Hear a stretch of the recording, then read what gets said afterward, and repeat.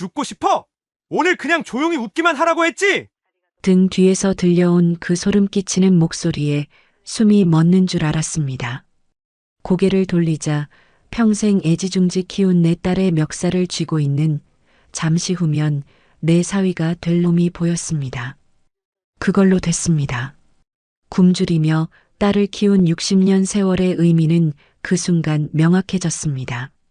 내 딸을 지키는 것, 저 괴물로부터, 지옥이 될 이 결혼으로부터, 대체 어디서부터 잘못된 것이었을까요? 이 모든 비극의 씨앗은 언제 뿌려졌던 걸까요? 답을 찾으려는 듯 기억은 모든 것이 완벽해 보였던 그날 오후로 거슬러 올라갔습니다. 내가 세상에서 가장 행복한 엄마라고 믿어 의심치 않았던 바로 그날 말입니다. 이바구 시작 전에 구독과 좋아요 눌러주시면 놀라운 인생 사연들을 누구보다 먼저 무료로 만나보실 수 있습니다. 따스한 봄 햇살이 거실 가득 쏟아져 들어오던 오후였습니다. 나는 며칠째 잠을 설쳐가며 포장한 예단함을 마른 수건으로 쓸고 또 쓸었습니다. 윤기가 자르르 흐르는 자개장 위에 곱게 쌓인 비단 예단함들. 저것들을 채우기 위해 내 청춘이, 내 무릎이, 내 허리가 어떻게 닳아 없어졌는지 아무도 모를 겁니다. 시장 좌판에서 언손을 불어가며 푼푼히 모은 돈, 그 모든 세월의 무게가 저 비단 보자기에 담겨 있었습니다. 어휴, 우리 사부인, 이걸 다 어떻게 준비하셨대? 요즘 세상에 누가 이렇게까지. 전화기 너머로 들려오던 사부인의 호들갑스러운 목소리가 귓가에 다시 맴도는 듯 했습니다. 그 목소리를 들으며 나는 굽은 허리를 두드리면서도 웃음이 새어나왔죠. 남편 없이 혼자 키운 딸이라고 어디 가서 기죽을까봐, 모자란 어미 만나 고생만 한 내 딸이 시댁 가서 대접받고 살았으면 하는 마음에 정말이지 이를 악물고 준비했습니다. 벽에 걸린 낡은 흑백 사진 속에서 까까머리 남편은 나를 보며 하얗게 웃고 있었습니다. 당신 보고 있어? 우리 딸 드디어 시집가. 그것도 저렇게 훤칠하고 번듯한 신랑 만나서. 당신이 살아있었으면 얼마나 좋았을까. 나 혼자 이 기쁨을 다 감당하기가 벅차. 사진 속 남편에게 중얼거리다 보니 또 눈시울이 뜨거워졌습니다. 그때였습니다.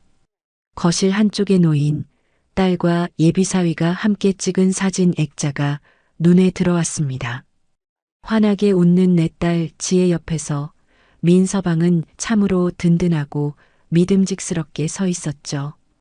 대기업에 다닌다는 그 번듯한 직업, 누가 봐도 귀하게 자란 티가 나는 반듯한 외모, 그리고 내 앞에서는 깍듯하기 그지없는 태도까지, 부족한 것 하나 없는 사윗감이었습니다. 저런 사내라면 나처럼 고생만 하다간 인생이 아니라 평생 사랑받으며 호강하며 살 수 있겠지. 나는 사진을 보며 연신 고개를 끄덕였습니다. 그래, 저만 하면 됐다. 내 평생의 고생이 헛되지 않았어. 그때 휴대폰이 요란하게 울렸습니다. 화면에 뜬 사랑하는 내 딸이라는 이름에 나는 버선발로 달려가듯 전화를 받았습니다. 우리 딸. 엄마가 전화하려던 참이었는데. 밥은 먹었고? 응, 엄마. 방금 먹었어. 엄마는?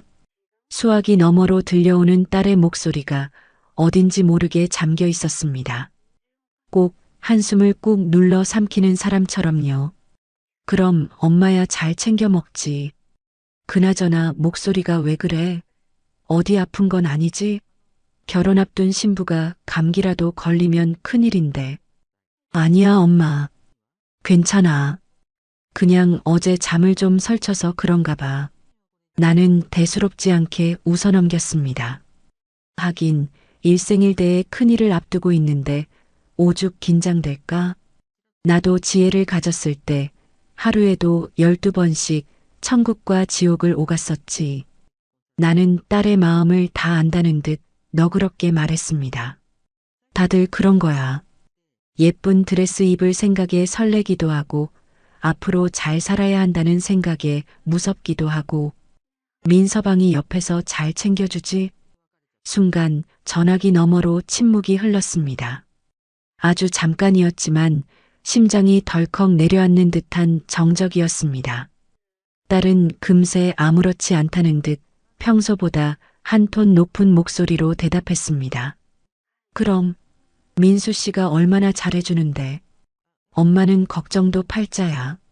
아참 엄마. 지난번에 민수 씨가 사다 드린 영양제 잘 챙겨 먹고 있지?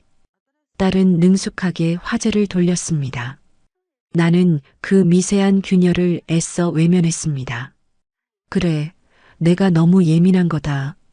저렇게 사위를 챙기는 착한 딸인데 무슨 일이 있겠어. 어휴, 그럼. 아까워서 먹지도 못하고 매일 쳐다만 본다. 우리 민서방, 속도 어쩜 그리 깊은지 몰라. 장모 건강까지 챙길 줄 알고. 다행이네. 그럼 엄마 나 지금 잠깐 나가봐야 해서. 이따 저녁에 또 전화할게. 그래, 우리 딸. 바쁜데 전화해줘서 고마워. 무리하지 말고. 전화를 끊고 나서도 한참 동안 수화기를 내려놓지 못했습니다. 거실을 가득 채웠던 햇살은 어느새 기울어지고 예단함 위로 길게 그림자가 드리워져 있었습니다. 방금 전까지만 해도 자랑스럽기 그지없던 비단 보자기가 어쩐지 차갑고 서늘하게 느껴졌습니다. 가슴 한구석에서 정체를 알 수 없는 불안감이 싹 트는 것을 나는 그저 기분 탓이라며 고개를 저었습니다. 이틀 뒤 예비사위인 민수가 저녁 식사를 하겠다며 집으로 찾아왔습니다. 양손에는 최고급 한우 세트와 값비싼 과일 바구니가 들려 있었죠. 어머님, 곧 있으면 장인어른 제사라고 들었습니다. 약소하지만 이걸로 제사상 차리는데 보태셨으면 합니다. 아, 이 남자. 어쩜 이렇게 속이 깊을까? 죽은 남편의 제사까지 기억하고 챙기는 사위가 세상에 또 있을까? 나는 감동해서 민수의 손을 덥석 잡았습니다. 아이고, 민서방. 뭘 이런 걸 다. 마음만으로도 충분한데. 정말 고맙네, 정말. 별 말씀을요. 이제 저도 어머님 아들인데 당연히 해야 할 도리죠. 나는 부엌으로 들어가 평생의 요리 솜씨를 다 발휘해 저녁상을 차렸습니다. 갈비찜이며 잡채며 온갖 전이며 상다리가 휘어지게 차려진 음식을 보며 민수는 연신 감탄했습니다. 어머님 정말 진수성찬입니다. 지혜가 왜 그렇게 어머님 음식 솜씨를 자랑했는지 알겠습니다. 우리는 화기애애한 분위기 속에서 식사를 했습니다.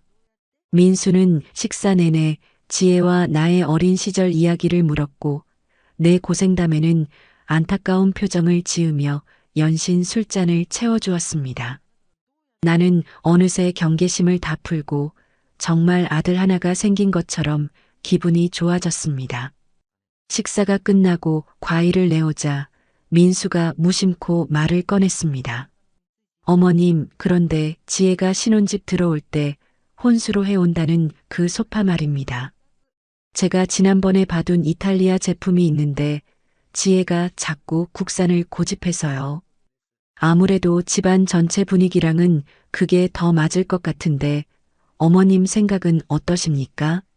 그 말은 부드럽고 정중했지만 어딘가 모르게 서늘한 가시가 박혀 있었습니다. 내가 봐둔 것, 그것은 상의가 아니라 통보에 가까운 어조였습니다. 나는 이미 딸과 함께 백화점을 몇 번이나 돌며 예산에 맞춰 가장 좋은 것으로 소파를 골라둔 터였습니다. 아, 그랬나? 지혜는 나랑 같이 보러 다닐 때 지금 고른 게 제일 마음에 든다고 하던데. 지혜가 아직 뭘 잘 몰라서 그렇습니다. 여자는 가구 보는 눈이 남자랑은 좀 다르지 않습니까? 제가 알아서 다 할 테니 어머님은 신경 쓰지 마십시오. 민수는 웃으며 말했지만 그 눈빛은 조금도 웃고 있지 않았습니다. 제 뜻을 관철시키고야 말겠다는 단단한 의지가 어려 있었습니다. 순식간에 분위기가 어색해졌습니다. 나는 애써 웃으며 과일을 한 조각 집어 민수의 접시에 놓아주었습니다. 하긴 남자가 더 그런 걸 잘 알지. 민서방이 알아서 좋은 걸로 하게. 우리 지혜야, 민서방 뜻이라면 뭐든 다 좋다고 할 거야. 그렇게 말하는 내 입이 썼습니다. 왜였을까요? 사위의 당당한 모습이 믿음직스럽기보다 내 딸이 그늘 아래 가려지는 것 같아 마음이 불편했습니다. 그날 밤 민수가 돌아가고 난 뒤 나는 잠든 지혜의 방에 조용히 들어갔습니다. 침대맡에 놓인 액자 속에서 지혜는 여전히 민수의 곁에서 활짝 웃고 있었습니다. 하지만 그 웃음이 어쩐지 위태로워 보인다고 느낀 것은 왜였을까요? 나는 딸의 이마에 흐트러진 머리카락을 쓸어 넘겨주며 중얼거렸습니다. 지혜야, 너 정말 행복한 거지? 엄마한테는 아무것도 숨기면 안 된다. 알았지? 잠결에 뒤척이던 딸이 미간을 희미하게 찌푸렸습니다. 그때 알았어야 했습니다. 딸의 얼굴에 드리워진 그 작은 그늘이 행복의 겨운 고민이 아니라 말할 수 없는 고통의 시작이었다는 것을.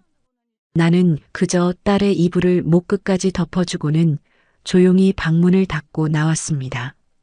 다가올 폭풍을 애써 외면한 채 그렇게 또 하루가 저물고 있었습니다.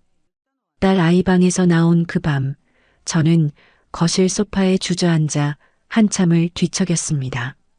잠결에 미간을 찌푸린 것뿐이야. 내가 너무 유난을 떠는 거다. 그렇게 스스로를 다독였지만 한번 피어오른 불안의 연기는 쉬이 흩어지지 않았습니다. 마치 다가올 재앙을 예고하는 불길한 전조처럼 마음 한구석이 계속해서 서늘했습니다. 결국 저는 그 서늘함의 정체를 결혼식 전날 밤이 되어서야 마주하게 되었습니다. 모든 것이 끝장나기 불과 몇 시간 전이었죠. 결혼식 전날 저는 딸과 함께 마지막으로 신혼집을 둘러보기 위해 나섰습니다.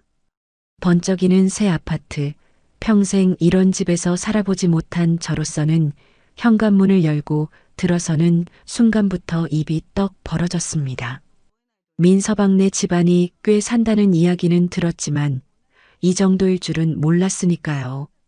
어머, 세상에 집이 무슨 궁궐이네, 궁궐이야. 우리 지혜, 이런 데서 살게 되는 거야? 저는 감탄사를 연발하며 거실을 둘러봤습니다. 햇살이 가득 들어오는 널찍한 거실, 대리석으로 마감된 고급스러운 벽면, 한쪽 벽을 가득 채운 최신형 텔레비전까지 모든 것이 꿈만 같았습니다. 지혜는 제 옆에서 억지로 미소를 지어 보였지만 그 표정은 어딘지 모르게 굳어 있었습니다. 엄마 마음에 들어?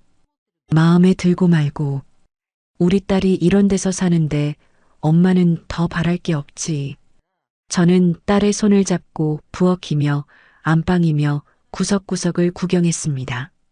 그때였습니다. 거실 한가운데 덩그러니 비어있는 공간이 눈에 들어왔습니다. 원래라면 우리가 함께 고른 크림색 소파가 놓여 있어야 할 자리였습니다. 그런데 지혜야, 소파는 아직 안 들어왔나 보네. 내일이 결혼식인데 오늘 중으로는 들어오겠지? 제 물음에 지혜의 얼굴이 순간 하얗게 질렸습니다. 딸은 제 눈을 피하며 우물쭈물 입을 열었습니다. 아, 그게 엄마. 소파 바꿨어. 바꿨다고? 아니, 왜? 그게 얼마나 예뻤는데. 너도 마음에 쏙 든다고 하지 않았니? 그냥 민수 씨가 다른 게 더 좋다고 해서. 딸의 목소리는 기어들어갈 듯 작았습니다. 저는 며칠 전 저녁 식사 자리에서 있었던 민수의 말이 떠올라 기분이 확 상했습니다. 제가 알아서 다 할 테니 어머님은 신경 쓰지 마십시오. 그 말은 빈말이 아니었던 겁니다. 결국 제멋대로 소파를 바꿔버린 것이죠. 아니, 그래도 그렇지. 혼수로 들어가는 물건인데 어떻게 너한테 말 한마디 없이 마음대로 바꿀 수가 있어? 민서방이 너무 제멋대로 구는 거 아니니? 제가 목소리를 높이자 지혜는 겁을 먹은 듯 제 팔을 잡아 끌었습니다. 엄마, 제발 별일 아니야. 나도 그게 더 마음에 들어. 정말이야. 지혜야. 민수 씨가 자기가 돈 더 보탰으니까 괜찮대. 엄마가 해준 돈으로는 어차피 그 이탈리아 소파 못 산다고. 딸의 말에 저는 망치로 머리를 한 대 얻어맞은 듯 멍해졌습니다. 돈. 결국 또 돈이었습니다. 내 엄마가 해준 돈으로는 어림도 없다는 그 말이 마치 비수처럼 날아와 제 가슴에 박혔습니다. 평생을 바쳐 마련한 돈이 사위놈에게는 그저 푼돈 취급을 받고 있었던 겁니다. 그래서 그 소파는 얼마짜리인데? 얼마냐고 물었잖니. 제 성화에 못 이겨 지혜가 간신히 대답했습니다. 원래 우리가 사려던 거보다 500만 원 더 비싸대. 500만 원. 누군가에게는 밥 한 끼 값일지 모르지만 저에게는 피 같은 돈이었습니다. 굽은 허리를 펴지도 못하고 밤새 일을 해야 겨우 손에 쥘 수 있는 돈. 그 돈의 무게를 저 오만방자한 놈은 조금도 알지 못하는 겁니다. 저는 부들부들 떨리는 손으로 핸드백을 열었습니다. 그리고 며칠 뒤 딸아이 몰래 부어두었던 마지막 적금 통장을 꺼내 들었습니다. 엄마, 뭐 하려고? 이거 깨면 500만 원은 넘게 나올 거다. 당장 은행 가자. 내 딸이 시집가서 돈 때문에 무시당하는 셔. 그것만은 못 본다. 내 눈에 흙이 들어가기 전에는 절대 안 돼. 엄마, 제발 이러지 마. 나 정말 괜찮아. 민수 씨도 그런 뜻으로 말한 거 아닐 거야. 시끄럽다. 엄마가 다 알아서 할 거야. 너는 아무 걱정 말고 결혼식 준비나 해. 저는 딸의 만류를 뿌리치고 은행으로 달려갔습니다. 통장을 해지하고 두툼한 돈 봉투를 손에 쥐었을 때 저는 허탈한 웃음이 나왔습니다. 평생의 희생이 고작 이런 취급을 받다니. 하지만 어쩌겠습니까? 이미 엎질러진 물인 것을. 내일이면 내 딸은 저 집 사람이 되는데 시작부터 돈 문제로 밉보여서는 안 될 일이었습니다. 그날 저녁 저는 민수를 따로 불러내 돈 봉투를 건넸습니다. 민서방, 이야기 들었네. 소파값 모자란다고. 이걸로 보태게. 민수는 돈 봉투를 받아들고는 안에 내용물을 쓱 훑어보더니 의외라는 듯 말했습니다. 어머님, 제가 언제 돈이 모자란다고 했습니까?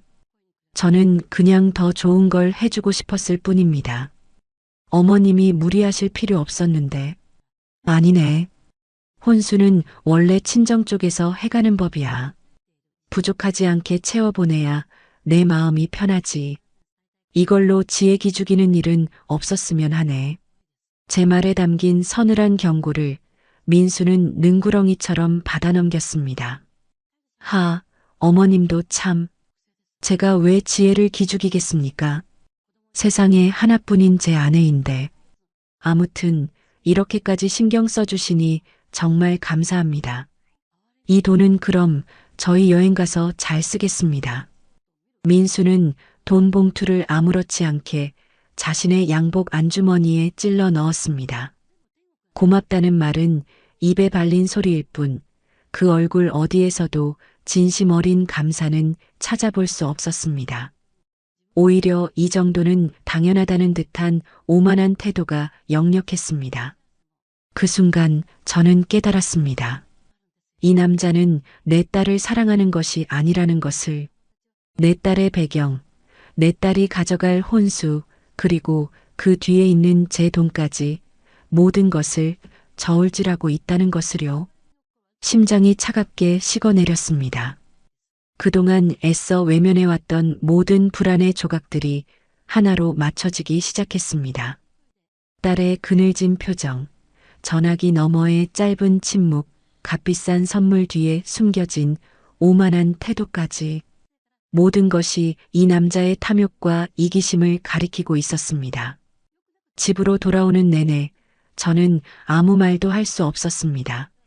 창밖으로 빠르게 스쳐 지나가는 도시의 불빛들이 마치 나를 비웃는 것처럼 아른거렸습니다. 내가 정말 잘한 일이 맞을까? 내 딸을 행복하게 해주기 위한 선택이 오히려 딸을 불행의 구렁텅이로 밀어넣고 있는 것은 아닐까? 그 밤 저는 뜬 눈으로 밤을 새웠습니다. 내일이면 제 딸은 세상에서 가장 아름다운 신부가 될 겁니다. 하지만 그 화려한 웨딩드레스 아래 내 딸은 정말로 웃고 있을까요? 아니면 아무도 모르게 홀로 눈물을 삼키고 있을까요? 정답을 알 수 없는 질문들이 밤새도록 머릿속을 떠다녔습니다. 동이 트기 시작하는 창밖을 바라보며 저는 처음으로 이 결혼을 되돌리고 싶다는 생각을 했습니다. 하지만 이미 너무 늦어버린 후였습니다. 운명의 수레바퀴는 멈추지 않고 비극을 향해 굴러가고 있었습니다. 결혼식 날 아침, 밤새 저를 짓누르던 불안감을 걷어내기라도 하려는 듯 눈부신 햇살이 창문을 통해 쏟아져 들어왔습니다. 그래, 오늘은 내 딸이 세상에서 가장 행복한 주인공이 되는 날이다. 어젯밤의 그 불길한 상념들은 모두 늙은 어미의 노파심일 뿐이다. 나는 억지로 입꼬리를 끌어올리며 부산하게 움직이기 시작했습니다. 미용실에서 곱게 화장을 하고 한복을 차려입으니 거울 속에 서 있는 제 모습이 낯설기만 했습니다. 수십 년 세월의 흔적이 켜켜이 쌓인 얼굴 위로 두꺼운 분칠이 어색하게 떠 있었습니다. 하지만 그런 건 아무래도 좋았습니다. 오늘만큼은 초라한 어미가 아니라 번듯한 딸의 혼주로 보이고 싶었으니까요. 어머 엄마, 정말 곱다. 웨딩드레스를 입고 나타난 지혜의 모습에 저는 숨을 멈췄습니다. 하얀 드레스는 마치 제 딸을 위해 만들어진 옷처럼 꼭 맞았고 반짝이는 티아레 아래 드러난 얼굴은 눈부시게 아름다웠습니다. 하지만 제 눈에 가장 먼저 들어온 것은 애써 웃고 있는 딸의 입꼬리와는 달리 금방이라도 눈물을 쏟아낼 듯 위태롭게 흔들리는 눈동자였습니다. 그리고 두껍게 바른 화장으로도 다 가려지지 않는 핏기 없이 창백한 낯빛이었습니다. 우리 딸 정말 예쁘다. 꼭 선녀 같네. 저는 딸의 뺨을 쓰다듬으며 목이 메어 말했습니다. 제 손길이 닿자 지혜의 몸이 움찔하며 떨리는 것이 느껴졌습니다. 엄마, 왜 그래? 무슨 일 있어? 얼굴이 안 좋아 보여. 아니야. 그냥 너무 떨려서 그래. 나 잘할 수 있겠지? 딸은 제 품에 와락 안겨왔습니다. 너무나 가냘프게 떨리는 그 작은 몸을 안고 있으니 어젯밤 저를 괴롭혔던 불안감이 다시 스멀스멀 피어올랐습니다.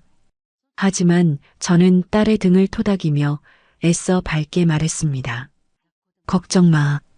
세상에서 제일 예쁜 신부인데 뭐가 걱정이야. 엄마가 옆에 꼭 붙어 있을게.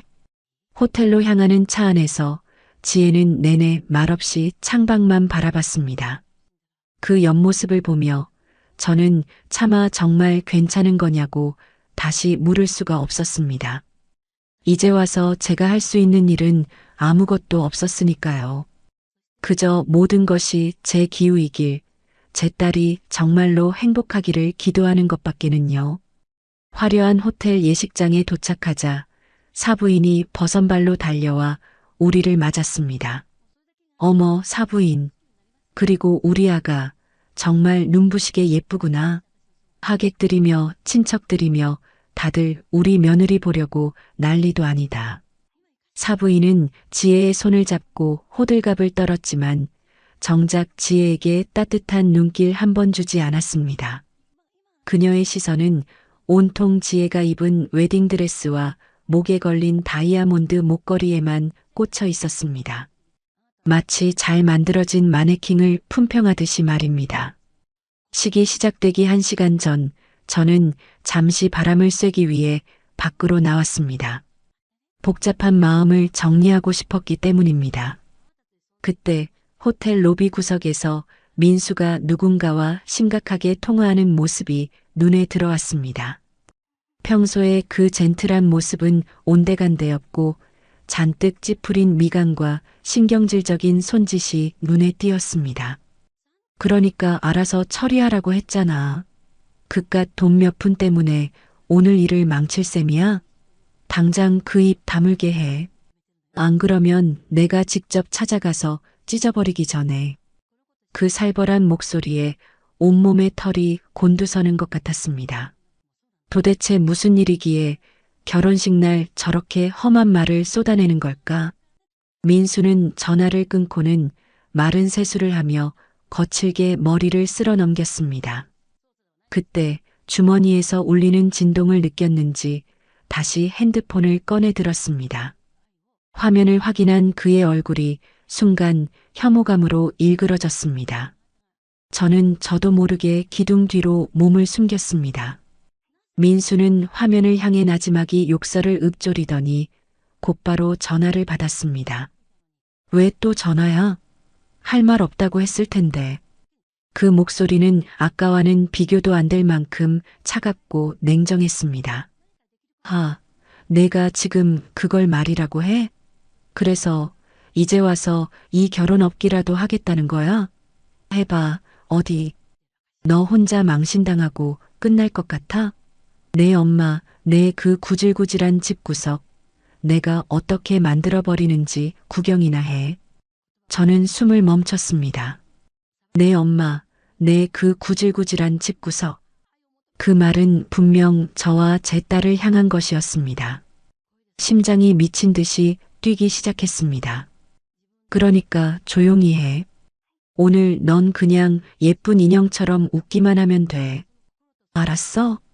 괜히 쓸데없는 생각으로 판업을 생각하지 마. 이건 경고야.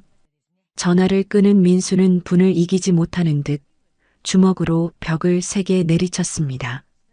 그리고는 아무 일도 없었다는 듯 다시 사람 좋은 미소를 얼굴에 걸고는 하객들이 있는 곳으로 유유히 사라졌습니다. 저는 한동안 그 자리에 못 박힌 듯 서 있었습니다. 방금 내가 뭘 들은 거지? 저게 정말 내 사위가 될 사람의 본 모습이란 말인가?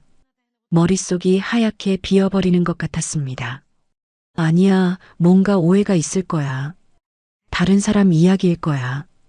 그렇게 생각하려 해도 내 엄마라는 말이 독침처럼 귓가에 박혀 빠지지 않았습니다. 그때였습니다. 신부 대기실에 있어야 할 지혜가 창백한 얼굴로 저를 찾아왔습니다. 엄마, 나 잠깐 민수 씨 좀 보고 올게. 반지를 민수 씨가 가지고 있어서. 지혜야, 너 얼굴이 왜 이래? 어디 아파? 아니야, 괜찮아. 금방 다녀올게. 지혜는 제 손을 뿌리치고는 비틀거리며 주차장 쪽으로 향했습니다. 그 위태로운 뒷모습을 보는 순간 저는 불길한 예감에 휩싸여 딸의 뒤를 쫓았습니다. 제발 아니기를, 제발 내가 잘못 생각한 것이기를. 하지만 제 마지막 희망은 지하 주차장의 차가운 공기 속에서 산산조각 나고 말았습니다. 기둥 뒤에 숨어 제가 본 것은 평생 잊지 못할 지옥 같은 광경이었습니다.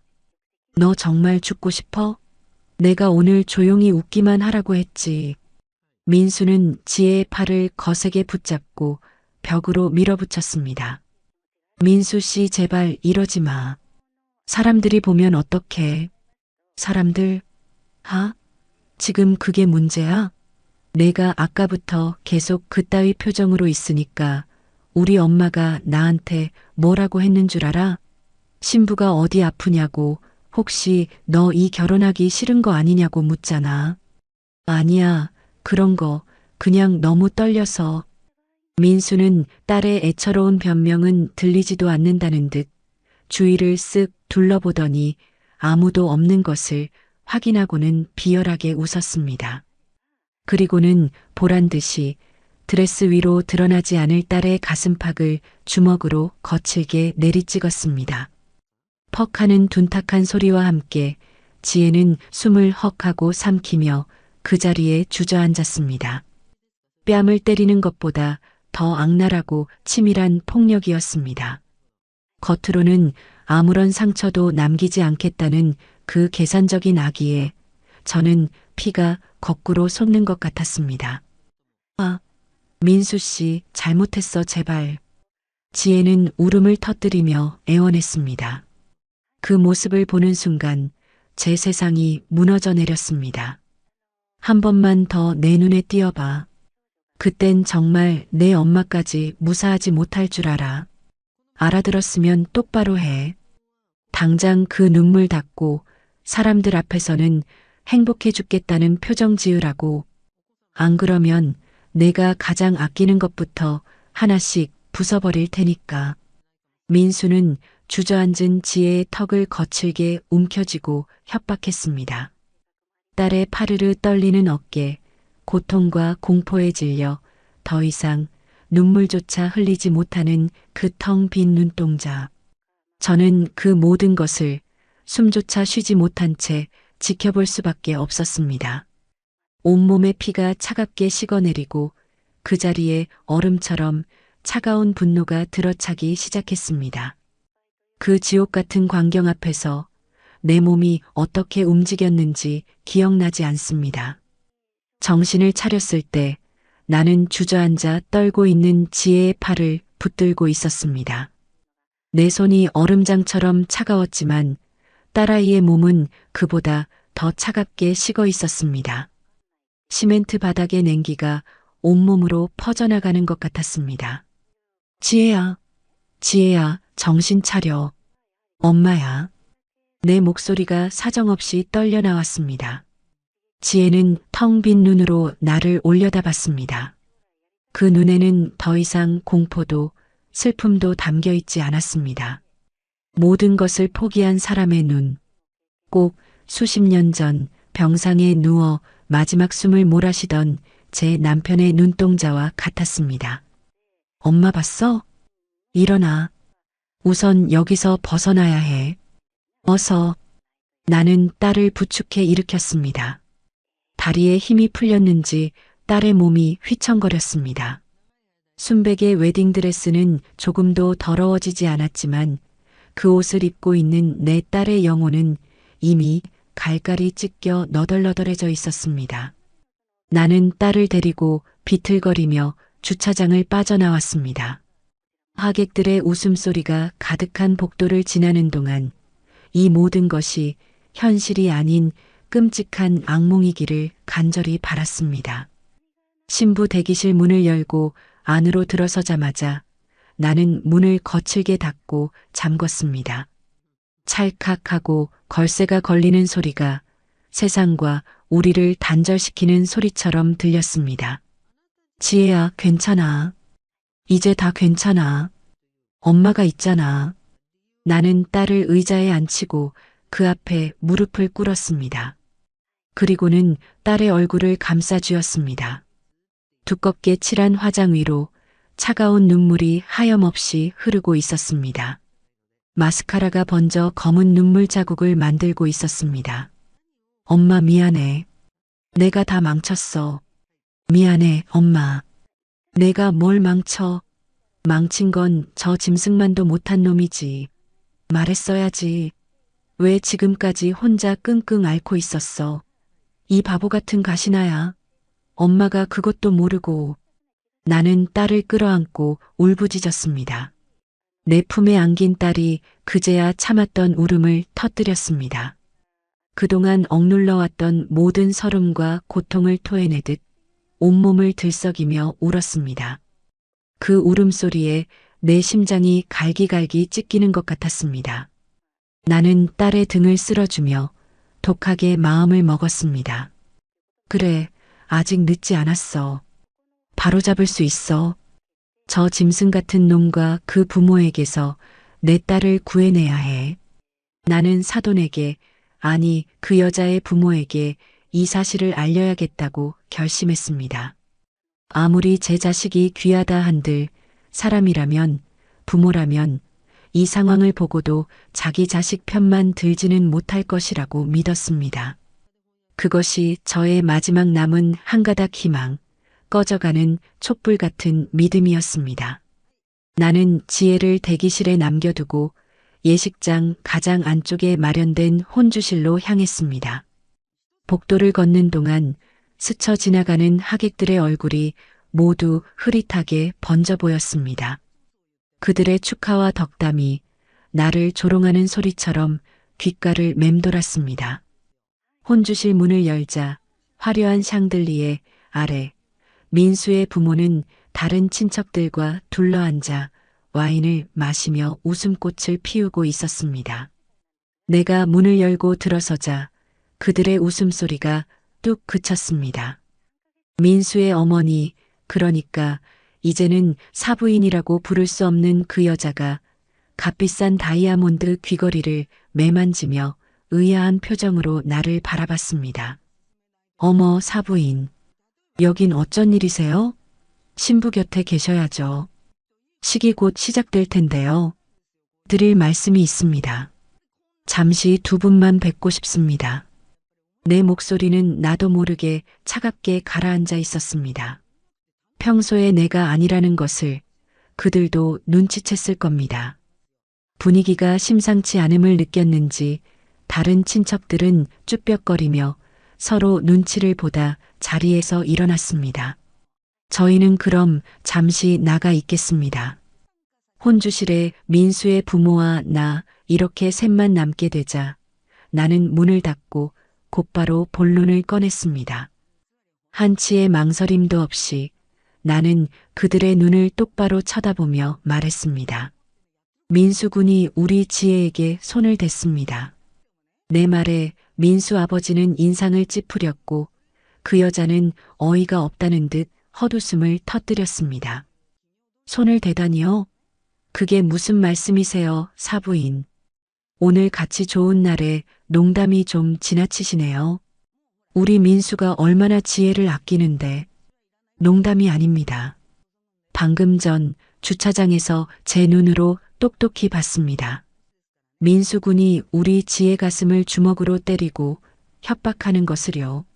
내 말이 끝나자마자 여자의 표정이 싸늘하게 굳어졌습니다. 그녀는 우아하게 꼬고 있던 다리를 풀고 소파에 깊숙이 등을 기댔습니다. 그래서요? 네. 나는 내 귀를 의심했습니다. 내가 헛것을 들은 건가? 그래서 그게 뭐 어쨌다는 말씀이세요? 애들끼리 사랑 싸움하다 보면 그럴 수도 있는 거지. 그걸 가지고 지금 이 난리를 치시는 거예요? 사부인, 정말 이해가 안 되네. 저희 집안 망신시키려고 작정하셨어요? 여자는 팔짱을 끼고 나를 위아래로 훑어보며 말했습니다. 내 허름한 한복과 긴장으로 꽉 쥔 내 거친 손을 경멸하듯이 말입니다. 내 마지막 희망이 그 경멸 어린 눈빛 앞에서 산산조각 나는 소리가 들렸습니다. 사랑 싸움이요? 지금 이걸 사랑 싸움이라고 하시는 겁니까? 당신 아들이 내 딸을 때렸다고요. 폭력을 썼단 말입니다. 어머, 목소리 좀 낮추세요. 하객들 다 듣겠습니다. 그리고 맞을 짓을 했으니까 맞았겠죠. 오죽 답답했으면 우리 민수가 그랬겠어요? 안 봐도 비디오네요. 분명 우리 지혜가 뭐 잘못을 했겠죠. 가만히 있는 애를 건드렸을 리가 없잖아요. 그때 소파에 가만히 앉아 신문을 보던 민수 아버지가 신문을 탁 소리나게 접으며 입을 열었습니다. 사부인, 우리 민수가 어떤 아이인데 이유 없이 폭력을 썼겠습니까? 제가 알기로는 지혜한테 옛날에 만나던 남자가 있었다고 하던데 혹시 아직도 그 문제 때문에 속 썩이는 거 아닙니까? 무슨 그런 말도 안 되는 소리를. 말이 안 되긴요.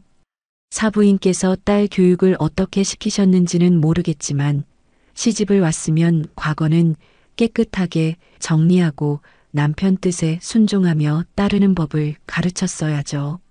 시작부터 이렇게 남편 속 썩이고 어른들한테 고자질이나 하는 걸 보니 앞으로가 아주 훤하네요. 딸 교육. 그 말이 내 심장에 비수처럼 박혔습니다. 평생 남편 없이 자식 하나 잘 키워보겠다고 시장 좌판에서 찬밥을 먹어가며 발버둥 쳐온 내 인생 전체가 저들의 오만한 말 한마디에 송두리째 부정당하고 있었습니다. 수십 년간 억눌러왔던 모든 서름과 분노가 그 순간 뜨거운 용암처럼 끓어오르기 시작했습니다. 나는 부들부들 떨리는 손으로 테이블 위에 찻잔을 들어 바닥에 내동댕이 쳤습니다. 쨍그랑 마이너스. 요란한 파열음과 함께 방 안의 모든 소음이 멎었습니다. 놀란 눈으로 나를 쳐다보는 그들을 향해 나는 악에 받쳐 소리쳤습니다. 닥치세요. 당신들이 뭔데 내 딸 교육을 운운해. 당신들 같은 짐승들에게 내 딸을 주느니 차라리 내 손으로 머리를 깎아 절로 보내고 말지. 내 안에서 무언가 단단히 끊어져 버렸습니다. 더 이상 두려울 것도 망설일 것도 없었습니다. 체면도 예의도 그 어떤 것도 이제 중요하지 않았습니다. 이 결혼 없던 걸로 합시다. 아니, 내가 내 손으로 끝장낼 겁니다. 당신 아들이 내 딸에게 무슨 짓을 했는지, 당신들이 내게 어떤 모욕을 줬는지 여기 모인 모든 사람들 앞에서 똑똑히 밝혀줄 테니까 기대하세요. 당신들이 그토록 소중하게 생각하는 체면과 명예가 오늘 어떻게 바닥에 떨어지는지 똑똑히 구경하게 될 테니. 나는 경악으로 굳어버린 그들의 얼굴을 뒤로하고 혼주시를 나섰습니다. 심장은 미친 듯이 뛰었지만 머리는 얼음처럼 차가워졌습니다. 이제 더 이상 물러설 곳은 없었습니다. 남은 것은 오직 하나, 내 딸을 위한, 그리고 내 인생을 위한 처절한 복수뿐이었습니다. 혼주실 문을 닫고 나오는 순간 예식장의 그 모든 소음이 거짓말처럼 멀어졌습니다. 귀가 먹먹해지고 세상이 느리게 흘러가는 것 같았습니다. 내 안에서 무언가 단단히 부서져 내렸지만 역설적이게도 정신은 그 어느 때보다 또렷해졌습니다. 분노가 슬픔을 집어삼키자 남은 것은 얼음처럼 차가운 결심뿐이었습니다. 복도를 걷는 내내 나는 수십 년 전의 어느 날을 떠올렸습니다. 갓난아기였던 지혜가 한밤중에 열이 펄펄 끓어 숨을 제대로 쉬지 못하던 그 밤, 나는 맨발로 뛰쳐나가 억수같이 쏟아지는 비를 뚫고 읍내 병원까지 달렸습니다. 내 온몸이 흠뻑 젖어 덜덜 떨리면서도 품에 안은 딸아이만큼은 비 한 방울 맞히지 않으려 내 잠바 속에 꼭꼭 숨겼더랬습니다. 그 어린 것이 행여나 잘못될까봐 내 심장이 까맣게 타들어가던 그 밤, 나는 하늘에 대고 맹세했습니다. 내 목숨을 가져가도 좋으니 이 아이만은 살려달라고. 그때나 지금이나 내게는 오직 하나, 내 딸을 지키는 것만이 유일한 삶의 이유였습니다. 그 짐승 같은 놈들과 그 부모는 착각하고 있었습니다. 내가 평생을 참고 숙이며 살아온 것은 내가 약해서가 아니었습니다. 내 딸의 앞길에 작은 흠이라도 생길까봐, 어미가 모자라다는 소리를 듣게 될까봐, 그래서 죽은 듯이 살아왔을 뿐입니다. 하지만 이제 그럴 필요가 없어졌습니다. 내 딸의 인생을 망가뜨리려는 자들 앞에서 더 이상 착한 엄마, 순한 과부로 남아있을 이유가 사라진 것입니다. 저들은 괴물을 건드렸습니다. 자식을 지키기 위해서라면 제 심장이라도 꺼내 씹어먹을 수 있는 어미라는 이름의 괴물을. 나는 비장한 걸음으로 신부 대기실로 돌아왔습니다. 문을 열고 들어서자 지혜는 여전히 의자에 앉아 넋나간 사람처럼 허공을 보고 있었습니다. 그새 눈물은 다 말라버렸는지 텅 빈 눈동자만이 덩그러니 남아 있었습니다. 내가 들어서는 것을 보고도 아무런 반응이 없었습니다. 마치 영혼이 빠져나간 텅 빈 껍데기처럼 보였습니다. 나는 조용히 다가가 딸의 앞에 다시 무릎을 꿇었습니다. 그리고는 내 거친 손으로 딸의 차가운 손을 감싸쥐었습니다. 얼음장같이 차가운 그 손끝에서 딸이 겪었을 공포와 절망이 고스란히 전해져 오는 듯 했습니다. 지혜야. 내 부름에 딸의 눈동자가 아주 느리게 움직여 나를 향했습니다. 초점이 맞지 않는 흐릿한 눈이었습니다. 엄마 어떻게 해? 이제 다 끝났어. 민수 씨가 그 사람들이 가만히 있지 않을 거야. 엄마랑 나는 이제 어떻게 살아? 딸의 목소리는 절망으로 가득 차 있었습니다. 복수나 파혼은커녕 앞으로 닥쳐올 보복을 먼저 두려워하고 있는 가엾은 내 새끼. 나는 딸의 손을 더욱 꽉 잡으며 단호하게 말했습니다. 아니, 끝나지 않았어. 이제부터 시작이야. 엄마가 다 해결할게. 너는 아무 걱정하지 마. 그냥 엄마만 믿어. 내 확신에 찬 목소리에 지혜의 눈동자가 희미하게 흔들렸습니다. 나는 자리에서 일어나 대기실 한편에 놓인 가위 하나를 집어들었습니다. 지혜의 드레스 매무새를 정리하기 위해 준비된 작은 가위였습니다. 그 서늘한 쇠의 감촉이 내 결심을 더욱 단단하게 만들었습니다. 가위를 든 손이 미세하게 떨렸지만 그것은 두려움 때문이 아니었습니다. 주체할 수 없는 분노 때문이었습니다. 나는 가위를 들고 다시 딸의 앞으로 다가갔습니다. 지혜는 내가 뭘 하려는지 전혀 짐작하지 못한 채 불안한 눈으로 나를 올려다볼 뿐이었습니다. 지혜야, 똑똑히 기억해. 오늘 일은 내 잘못이 아니야. 단 하나도. 너는 그저 썩은 과일 상자에서 제일 예쁘게 빛나던 보석이었을 뿐이야. 그걸 몰라본 저들이 잘못한 거지. 보석인 내가 잘못한 게 아니라고. 흙탕물에 잠시 더러워졌다고 해서 보석이 돌멩이가 되는 건 아니란다. 엄마가 다시 깨끗하게 닦아줄게. 나는 딸의 어깨를 부드럽게 감싸 안았습니다. 그리고는 잠시 망설였습니다. 이 드레스가 어떤 의미인지, 내 딸이 이 드레스를 입고 얼마나 행복해했는지 내가 누구보다 잘 알고 있었기 때문입니다.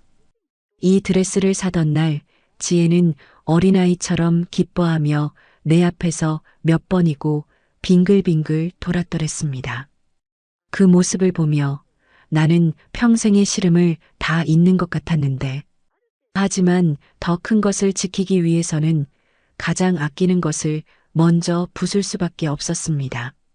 썩은 살을 도려내지 않으면 온몸이 썩어 문드러지는 법이니까요. 엄마가 내 날개를 다시 달아줄게. 저 더러운 새장 속에서 꺼내줄게. 나는 딸의 귓가에 속삭이고는 들고 있던 가위로 망설임 없이 딸의 웨딩드레스 가슴팍 한가운데를 찔러 넣었습니다. 서거. 질긴 비단이 찢어지는 소리가 조용한 대기실 안을 섬뜩하게 갈랐습니다. 엄마. 지혜가 경악하며 나를 밀쳐내려 했지만 나는 꿈쩍도 하지 않았습니다. 나는 찢어진 옷자락을 양손으로 잡고 아래로 힘껏 잡아 뜯었습니다. 순백의 드레스가 흉하게 찢어져 나가며 그 안에 숨겨져 있던 끔찍한 진실이 모습을 드러냈습니다. 하얀 살결 위로 시퍼렇게 피어오른 멍 자국. 민수의 주먹이 남긴 그 잔인한 흔적이 마치 악마의 낙인처럼 선명하게 새겨져 있었습니다. 지혜는 자신의 가슴에 드러난 멍 자국을 보고는 숨을 들이켜며 말을 잇지 못했습니다. 두 손으로 황급히 가리려 했지만 내가 그 손을 붙들었습니다. 가리지 마. 이건 부끄러운 게 아니야. 내가 받은 고통의 증거고 저들의 죄를 증명할 낙인이야. 이제 이 모든 것을 세상에 보여줄 시간이다. 나는 찢어진 드레스 위로 내가 입고 있던 고운 빛깔의 배자를 벗어 딸의 어깨에 덮어주었습니다. 내 몸에 온기가 남아있는 그 부드러운 옷감이 차갑게 식은 딸의 몸을 조금이나마 감싸주길 바라면서 내 마지막 남은 자존심이자 혼주로서의 권위를 상징하는 그 옷을 벗어 딸에게 건네는 순간 나는 더 이상 평범한 어머니가 아니었습니다. 딸을 지키기 위해 기꺼이 지옥불로 뛰어들 준비가 된 투사였습니다. 나는 딸의 얼굴을 두 손으로 감쌌습니다. 그리고 눈을 맞추며 세상에서 가장 단호한 목소리로 말했습니다. 딸, 엄마 봐. 지금부터 엄마가 하는 말 잘 들어. 이제부터 너는 아무것도 하지 않아도 돼. 아무 말도 하지 않아도 돼. 그냥 고개 빳빳이 들고 저 사람들 똑바로 쳐다보기만 해. 울지도 말고 무서워하지도 마. 내 뒤에는 엄마가 버티고 서 있을 테니까. 세상이 다 너한테 등을 돌려도 엄마는 끝까지 내 편이야. 알겠니? 지혜는 대답 대신 조용히 고개를 끄덕였습니다. 그 눈동자 속에서 아주 작은 불씨 하나가 피어오르는 것을 나는 보았습니다. 절망의 잿더미 속에서 피어나는 복수의 불씨였습니다. 나는 딸의 손을 굳게 잡고 일으켜 세웠습니다. 일어나, 내 딸.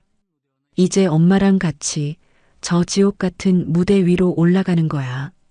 그리고 내가 얼마나 강하고 아름다운 사람인지 온 세상에 보여주는 거야.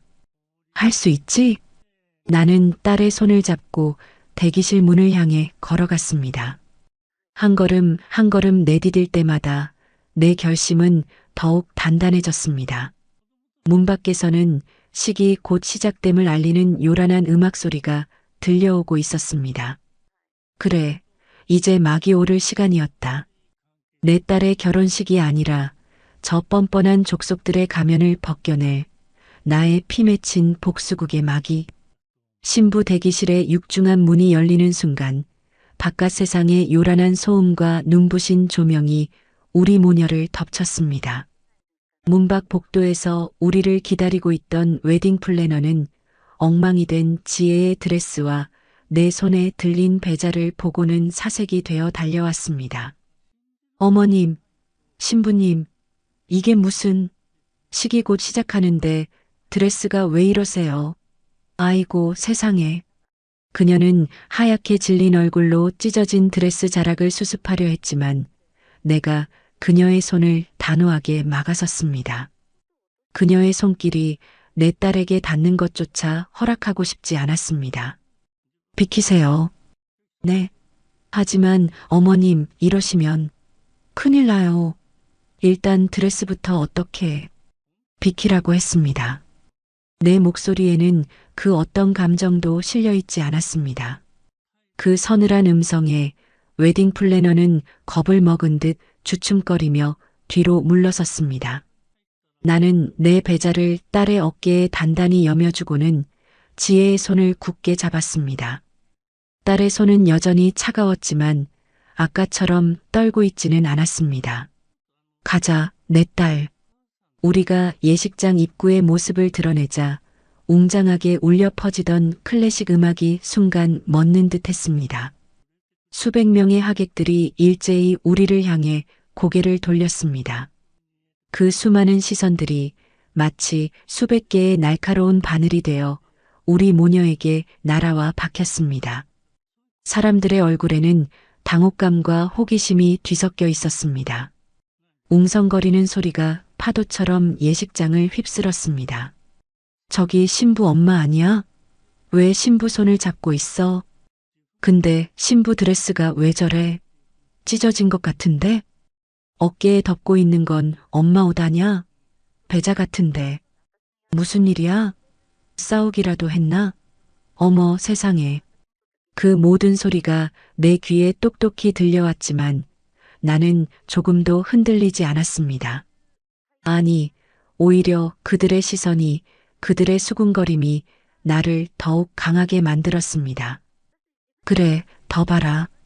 더 궁금해해라.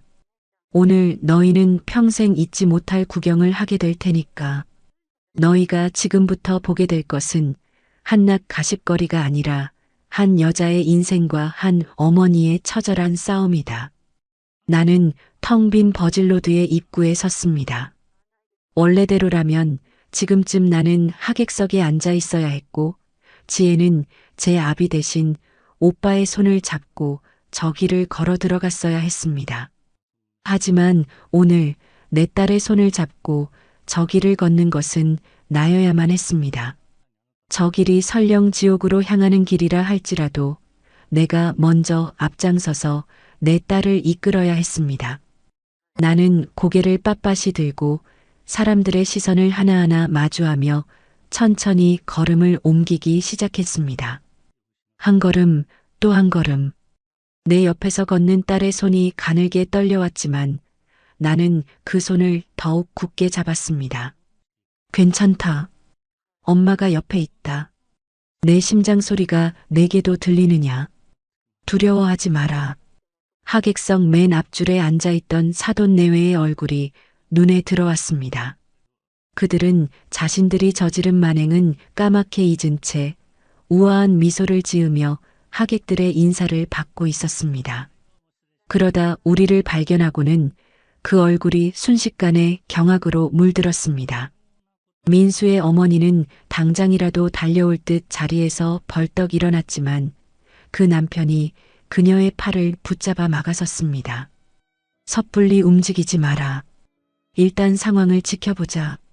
그들의 눈빛이 그렇게 말하고 있었습니다. 나는 그들을 향해 속으로 비웃음을 흘렸습니다. 그래, 어디 한번 지켜봐라. 너희가 얼마나 대단한 집안인지 내가 오늘 낱낱이 밝혀줄 테니. 줄의 단상 위에서는 신랑인 민수가 어리둥절한 표정으로 우리를 바라보고 있었습니다. 그는 아직 상황 파악이 되지 않은 듯 멋쩍게 웃으며 우리를 향해 손을 흔들기까지 했습니다. 저 가증스러운 위선자. 딸의 가슴에 멍 자국을 새겨놓고도 아무렇지 않게 웃을 수 있는 저 악마. 나는 속으로 욕설을 삼키며 그를 향해 똑바로 걸어갔습니다. 내 눈빛이 얼마나 차가웠던지 나와 눈이 마주친 민수의 얼굴에서 웃음기가 서서히 사라졌습니다. 우리가 버질로드를 걸어 단상 앞에 다다르자 예식장은 물을 끼얹은 듯 조용해졌습니다. 사회를 보던 남자가 당황한 기색이 역력한 목소리로 마이크에 대고 말했습니다. 잠시 착오가 있었던 것 같습니다. 신부님과 어머님께서는 잠시 신부 대기실로 자리를 옮겨주시면 감사하겠습니다. 잠시 식 진행이. 나는 그의 말이 끝나기도 전에 성큼성큼 단상 위로 올라섰습니다. 그리고는 사회자의 손에서 마이크를 거칠게 빼앗아 들었습니다. 놀란 사회자가 무언가 말을 하려 했지만 내 눈빛을 보고는 입을 다물고 뒷걸음질 쳤습니다. 아마이너스 아마이너스. 마이크를 통해 울려 퍼지는 내 목소리에 모든 사람들이 숨을 죽였습니다. 나는 차갑게 식은 마이크를 고쳐 잡고 잠시 눈을 감았습니다. 시장 좌판에서 악을 쓰며 물건을 팔던 내 젊은 날이 남편의 병원비를 구하기 위해 이리저리 머리를 조아리던 내 초라한 모습이, 그리고 내 딸이 태어나던 그 벅찬 순간이 주마등처럼 스쳐 지나갔습니다. 다시 눈을 떴을 때 내 눈에는 더 이상 두려움이나 망설임이 남아있지 않았습니다. 나는 하객석을 가득 메운 사람들을 천천히 둘러보았습니다. 그들의 얼굴에는 오직 대체 무슨 일이 벌어지고 있는가에 대한 노골적인 호기심만이 가득했습니다. 나는 그 얼굴들을 하나하나 눈에 담으며 입을 열 준비를 했습니다. 맨 앞줄에 앉은 사돈 여자는 이제 더 이상 우아함을 가장할 여유조차 없는 듯 새파랗게 질린 얼굴로 나를 노려보고 있었습니다. 그 옆에 앉은 민수는 그제야 무언가 잘못되어 가고 있음을 깨달았는지 불안한 눈빛으로 내 손에 들린 마이크와 내 딸의 찢어진 드레스를 번갈아 쳐다봤습니다. 그의 이마에는 식은 땀이 송골송골 맺혀 있었습니다. 그래, 이제 시작이다. 너희가 그토록 지키고 싶어 했던 그 위선적인 가면을 내가 지금부터 벗겨주마. 너희가 그토록 자랑스러워했던 그 명예와 체면을 내가 지금부터 바닥에 처박아 주마. 나는 마이크를 입가로 가져갔습니다. 예식장 전체가 나의 첫마디를 기다리는 폭풍전의 고요함에 휩싸였습니다. 그 길고도 짧은 정적 속에서 나는 내 딸을 향해 아주 희미하게 그러나 분명하게 고개를 끄덕여 보였습니다. 모든 화살은 이제 시위를 떠났습니다. 그 숨막히는 정적 속에서 나는 마이크를 입가로 가져갔습니다. 내 심장 소리가 마이크를 통해 예식장 전체로 울려 퍼지는 것 같았습니다. 나는 하객석을 가득 메운 수백 명의 얼굴들을 그리고 그 끝에 앉아 사색이 된 채 나를 노려보고 있는 사돈 내외와 민수의 얼굴을 차례로 훑어보았습니다. 그들의 얼굴 위로 내가 겪어온 수십 년의 세월이 파노라마처럼 스쳐 지나갔습니다. 오늘 이 귀한 걸음을 해주신 하객 여러분께 진심으로 감사의 말씀을 드립니다. 내 입에서 나온 것은 뜻밖에도 평범하기 그지없는 인사말이었습니다. 예의 바르고 나긋나긋한 혼주의 목소리. 그 목소리에 잠시 얼어붙었던 장래의 긴장감이 아주 희미하게 풀리는 듯 했습니다. 민수의 어머니는 안도의 한숨을 내쉬었고 민수는 굳었던 표정을 풀며 헛기침을 했습니다. 내가 겁을 먹고 물러설 것이라고 그들은 그렇게 믿었을 겁니다. 이 상황을 적당히 무마하고 넘어갈 것이라고 착각했을 겁니다. 역시 배운 것 없는 과부라 별 수 없군. 그들의 눈빛이 그렇게 말하고 있었습니다. 저는 오늘 이 자리의 신부, 지혜의 어미 되는 사람입니다. 나는 잠시 말을 끊고 내 옆에 서 있는 딸의 어깨를 감싸 안았습니다. 내 배자를 덮고 있는 딸의 어깨가 가늘게 떨려왔습니다. 나는 그 어깨를 더욱 단단히 끌어안으며 말을 이었습니다. 내 온기를, 내 결의를, 내 모든 것을 딸에게 전해주고 싶었습니다. 저는 이 딸을 낳고 남편을 일찍 여인 뒤 지난 30년 세월을 오직 이 딸 하나만 바라보며 살았습니다. 시장 좌판에서 언손을 불어가며 김밥을 팔았고 캄캄한 새벽길 추위를 견뎌가며 신문 배달을 했습니다. 밤에는 허리가 끊어질 듯한 고통을 참아가며 남의 집 허들의 일을 도왔습니다. 그렇게 모은 돈으로 내 딸 밥을 먹이고 옷을 입히고 학교를 보냈습니다.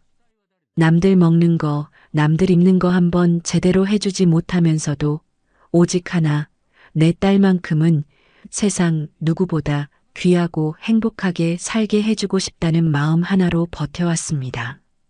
내 목소리가 조금씩 떨리기 시작했습니다. 하지만 그것은 슬픔 때문이 아니었습니다. 주체할 수 없는 분노가 목구멍까지 차오르고 있었기 때문입니다. 하객들은 숙연해진 얼굴로 내 말을 듣고 있었습니다. 그들의 동정 어린 시선이 오히려 나를 더욱 비참하게 만들었습니다. 나는 동정 따위를 바란 것이 아니었습니다. 나는 그저 이 부조리한 세상에 진실을 고하고 싶었을 뿐입니다. 그리고 오늘 드디어 그 꿈이 이루어지는 날이라고 생각했습니다. 저렇게 번듯하고 훌륭한 신랑을 만나 제 평생의 소원을 푸는 날이라고 믿었습니다.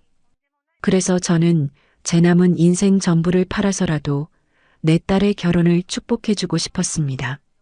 나는 천천히 사돈 내외를 향해 고개를 돌렸습니다. 내 시선이 향하는 곳을 따라 모든 하객들의 시선이 그들에게로 쏠렸습니다. 그들은 갑작스러운 시선 집중이 불편한 듯 어색한 미소를 지으며 찻잔을 만지작거렸습니다. 그래서 저는 신랑 측에서 예단이 부족하다 하시면 제 마지막 남은 적금을 깨서 보내드렸고 신혼집 소파가 마음에 안 든다 하시면 제 딸이 고른 것을 포기하고 더 비싼 것을 사라고 군말 없이 돈을 내드렸습니다. 모자란 어미 만나 고생한 내 딸이 시댁 가서 돈 때문에 기죽고 사는 꼴은 죽어도 볼 수 없었기 때문입니다. 웅성거리는 소리가 다시 커지기 시작했습니다. 민수의 부모는 얼굴이 벌개져서 어쩔 줄을 몰라 했습니다. 그들의 위선적인 가면이 제 말 한마디 한마디에 균열이 가기 시작하는 것이 보였습니다. 하지만 여러분, 제가 틀렸습니다. 저는 오늘 이 결혼식이 있기 불과 1시간 전에야 제 딸이 시집가는 곳이 화려한 궁궐이 아니라 사람의 탈을 쓴 짐승이 우글거리는 지옥의 아기굴이었다는 사실을 알게 되었습니다. 사부인, 지금 무슨 말씀을 하시는 겁니까? 미쳤어요? 당장 그 입 다물지 못해요? 민수의 어머니가 참지 못하고 자리에서 벌떡 일어나 소리를 질렀지만 내 목소리가 그녀의 목소리를 덮어버렸습니다. 닥치세요. 그리고 똑똑히 들으세요. 당신들이 내 딸에게 무슨 짓을 했는지. 나는 내 딸의 어깨를 덮고 있던 내 배자를 벗겨냈습니다. 그리고는 찢어진 드레스 자락을 활짝 열어젖혔습니다. 여러분, 모두 똑똑히 보십시오. 내 외침과 함께 순백의 드레스 아래 감춰져 있던 끔찍한 흔적이 예식장의 눈부신 조명 아래 남김없이 드러났습니다. 하얀 살결 위로 시퍼렇게 피어오른 폭력의 낙인. 아, 세상에 저게 뭐야? 멍자국 아니야? 어떻게 결혼식 날 신부 몸에 저런. 여기저기서 경악에 찬 탄식과 비명이 터져 나왔습니다. 예식장은 순식간에 아수라장이 되었습니다. 사람들은 모두 자리에서 일어나 믿을 수 없다는 표정으로 단상 위를 쳐다봤습니다. 핸드폰을 꺼내 사진을 찍는 사람들도 있었습니다. 그 모든 카메라 플래시가 마치 저들의 죄를 기록하는 심판의 빛처럼 느껴졌습니다. 이것이 오늘 아침 제 사위가 될 뻔했던 저 짐승이 제 딸에게 베푼 사랑의 증거입니다. 제 딸의 표정이 마음에 들지 않는다는 이유로 결혼식 직전 주차장에서 무자비하게 폭력을 휘두른 흔적입니다. 나는 울부짖으며 소리쳤습니다. 모든 위선과 거짓을 걷어낸 어미의 피 맺힌 절규였습니다. 그런데도 저 짐승의 어미와 아비는 이것을 사랑싸움이라 말했습니다. 맞을 짓을 했으니 맞은 거라고, 딸 교육을 똑바로 시키지 못한 제 탓이라고 저를 모욕했습니다. 모든 시선이 다시 민수와 그의 부모에게로 향했습니다. 그들은 수백 개의 경멸과 비난의 눈초리 속에서 쥐구멍이라도 숨고 싶은 듯 고개를 숙였습니다. 민수가 당황한 얼굴로 단상 위로 뛰어 올라왔습니다. 그의 얼굴은 하얗게 질려 있었습니다. 어머님, 제발 이러지 마세요. 이건 오해입니다. 제가 다 설명할 수 있어요. 여러분, 이건 다 오해입니다.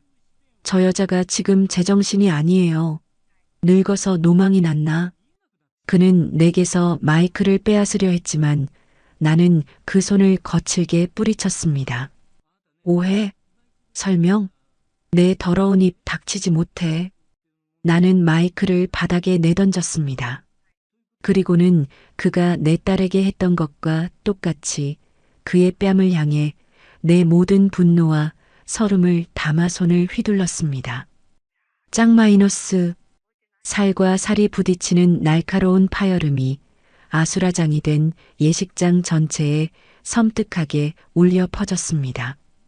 고개가 돌아간 민수는 잠시 휘청거리다 그 자리에 풀썩 주저앉았습니다. 그의 뺨 위로 선명한 붉은 손자국이 피어올랐습니다. 나는 싸늘하게 그를 내려다보며 내 인생에서 가장 통쾌하고 가장 슬픈 한마디를 뱉어냈습니다. 이게 내 딸의 눈물값이다. 이 짐승만도 못한 놈아. 내 마지막 한마디가 예식장의 스피커를 통해 울려 퍼지는 순간 세상의 모든 소리가 멎었습니다. 고개가 돌아간 채 바닥에 주저앉은 민수, 경악과 분노로 일그러진 그의 부모, 그리고 숨막히는 침묵 속에서 우리를 쳐다보는 수백 명의 하객들. 그 모든 것이 한 폭의 정지된 그림 같았습니다. 가장 먼저 정적을 깬 것은 민수의 어머니였습니다. 그녀는 이성을 잃은 듯 날카로운 비명을 지르며 단상 위로 뛰어 올라왔습니다. 이게 무슨 짓이야? 이 미친년이 어디서 감히 내 아들 뺨을 때려. 그녀는 내 머리채라도 잡을 듯이 달려들었지만 나는 꿈쩍도 하지 않았습니다. 오히려 싸늘하게 그녀를 마주 보았습니다. 내 눈빛에 서린 살기에 그녀는 주춤거리며 뒷걸음질 쳤습니다. 미친년? 그래요, 나 미쳤습니다. 내 딸을 지키기 위해서라면 악마라도 되고 미친년이라도 될 겁니다. 당신 아들이 내 딸에게 한 짓에 비하면 이건 아무것도 아니지. 안 그렇습니까, 사부인? 내가 사부인이라는 단어에 힘을 주어 말하자 그녀의 얼굴이 파랗게 질렸습니다. 그녀는 더 이상 내게 대들지 못하고 바닥에 주저앉아 있는 아들에게 달려갔습니다.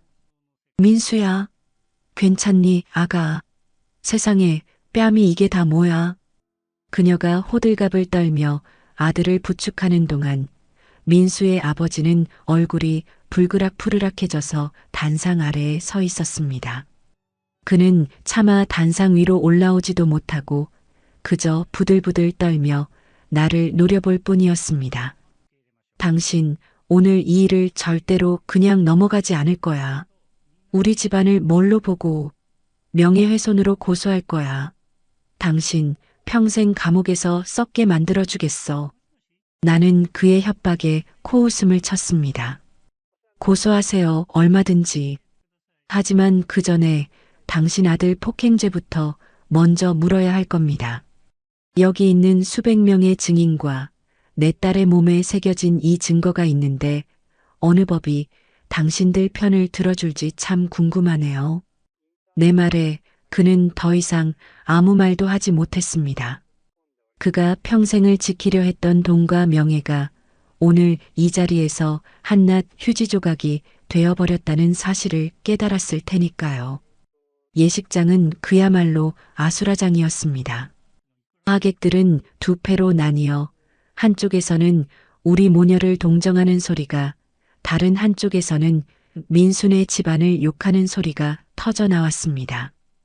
기자라도 있었는지 여기저기서 카메라 플래시가 쉴 새 없이 터졌습니다. 그 혼란의 한가운데서 나는 조용히 딸의 손을 잡았습니다. 모든 것을 쏟아낸 후에 허탈감과 탈진 상태가 몰려왔지만 나는 쓰러질 수 없었습니다. 아직 끝나지 않았으니까요. 지혜야, 가자. 이제 여긴 우리가 있을 곳이 아니야. 나는 딸을 데리고 단상 아래로 내려왔습니다. 사람들이 홍해처럼 갈라지며 우리에게 길을 터주었습니다. 그들의 시선 속에는 더 이상 호기심이 아니라 경외와 연민이 담겨 있었습니다. 우리가 예식장을 빠져나가려 할 때 바닥에 주저앉아 있던 민수가 내 바짓가랑이를 붙들었습니다. 어머님, 아니, 순자 씨. 잘못했습니다. 제가 다 잘못했어요. 제발 한 번만 용서해 주세요. 지혜야, 내가 정말 사랑하는 거 알잖아. 응? 제발 이 결혼 이렇게 끝낼 수는 없어. 그는 눈물 콧물을 흘리며 애원했습니다. 조금 전까지만 해도 내 딸을 협박하던 그 악마의 모습은 온데간데 없고 그저 모든 것을 잃게 될까봐 두려움에 떠는 한심한 남자의 모습만이 남아 있었습니다. 나는 그를 뿌리치려 했지만 뜻밖에도 내 옆에 있던 지혜가 먼저 입을 열었습니다. 그 목소리는 가늘게 떨리고 있었지만 그 어느 때보다 단단했습니다. 사랑? 당신 입에서 나오는 그 더러운 단어, 이제 듣고 싶지 않아. 내 몸에 새겨진 이 멍 자국들이 당신의 사랑 방식이라면 나는 평생 당신의 사랑 따위는 받지 않겠어. 그리고 우리 엄마한테 함부로 이름 부르지 마. 당신 같은 놈이 함부로 불러도 되는 이름 아니니까. 딸의 말에 나는 눈물이 핑 돌았습니다. 내 딸이, 그 연약하고 착하기만 하던 내 딸이 드디어 스스로 일어선 것입니다. 나는 더 이상 아무 말도 하지 않고 딸의 손을 잡고 예식장 밖으로 나왔습니다. 눈부신 햇살이 쏟아져 들어왔지만 조금도 따뜻하게 느껴지지 않았습니다. 우리는 아무 말 없이 호텔을 빠져나와 택시를 잡아탔습니다. 집으로 돌아오는 내내 우리는 아무 말도 하지 않았습니다. 나는 그저 딸의 손을 꼭 잡고 있었고 지혜는 내 어깨에 기대어 조용히 창밖만 바라봤습니다. 집에 도착하자마자 나는 지혜를 방으로 데려가 침대에 눕혔습니다. 그리고는 찢어진 웨딩드레스를 조심스럽게 벗겨냈습니다. 드레스 아래 드러난 딸의 몸은 가슴뿐만 아니라 팔과 등에도 희미한 멍 자국들이 남아 있었습니다. 그동안 얼마나 많은 고통을 혼자서 감내했을까. 그것도 모르고 나는 딸의 결혼을 기뻐하기만 했던 것입니다. 나는 약상자를 가져와 딸의 몸에 난 멍 자국 하나하나에 정성껏 약을 발라주었습니다. 내 손길이 닿을 때마다 지혜의 몸이 움찔거렸습니다. 미안하다, 딸아. 엄마가 너무 늦게 알아서 미안해. 내 눈에서 뜨거운 눈물이 뚝뚝 떨어져 딸의 상처 위로 번졌습니다. 그때 지혜가 내 손을 잡았습니다. 아니야, 엄마. 엄마가 뭐가 미안해. 나를 위해 그렇게 해준 사람은 세상에 엄마밖에 없어. 고마워, 엄마. 나를 구해줘서 정말 고마워. 그 말에 우리는 서로를 부둥켜 안고 한참을 울었습니다. 그것은 슬픔의 눈물이 아니었습니다. 서로의 상처를 보듬고 서로의 존재를 확인하는 뜨거운 위로의 눈물이었습니다. 한참을 울고 나자 허기가 몰려왔습니다. 나는 눈물을 닦고 부엌으로 들어가 밥을 짓기 시작했습니다. 쌀을 씻고 냄비에 앉혀 불 위에 올렸습니다. 별것 아닌 그 일상의 행위가 오늘따라 유독 성스럽게 느껴졌습니다. 밥이 끓는 소리, 구수한 냄새. 그래, 인생은 이렇게 다시 이어지는 것이다. 나는 따뜻한 밥과 소박한 나물 몇 가지로 저녁상을 차렸습니다.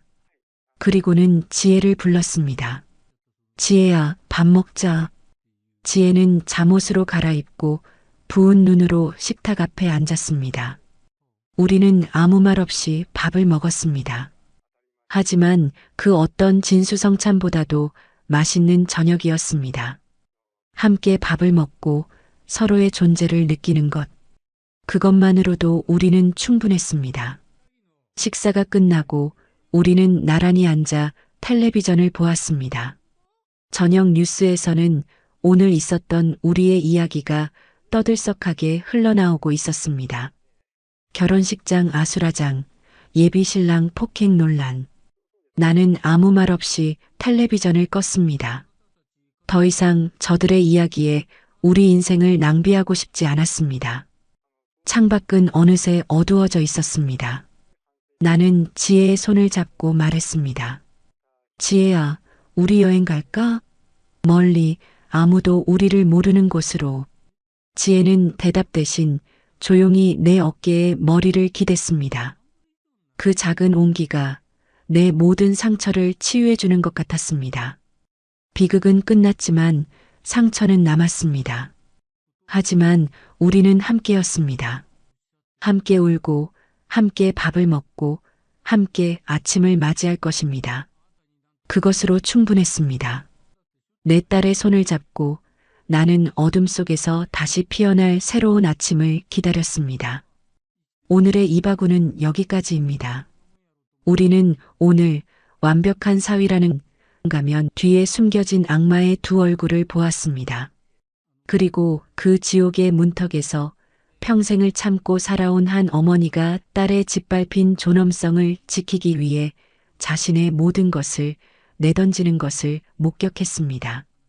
만약 당신의 가장 소중한 것이 짓밟혔을 때 당신은 체면과 세상의 시선이 두려워 침묵하시겠습니까?